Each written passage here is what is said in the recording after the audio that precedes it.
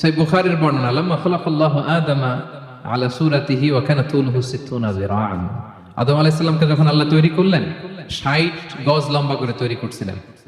আমাদের সাইজ যে এখন যে সাইজ, এই সাইজে কিন্তু আদম আলাইহিস সালাম ছিলেন না। 60 গজ লম্বা। ধীরে ধীরে আমাদের এই সাইজটা ছোট হয়েছে।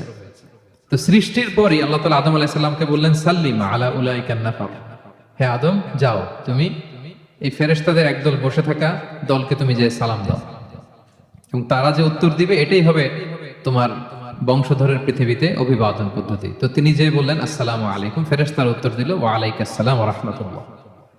তাহলে দেখেন আদম আলাইহিস সালামকে সৃষ্টির পরে আল্লাহ বলে নাই যে আদম আমি তোমার রব, আমাকে সিজদা করো, আদম আমি তোমার রব, আমার জন্য ইবাদত করো, জিকির করো, এগুলো কিছুই বলেন নাই। প্রথমে কি বলছেন? সালাম। রাসূল সাল্লাল্লাহু আলাইহি ওয়াসাল্লাম মদিনাতে পৌঁছে প্রথমে কি বলছেন?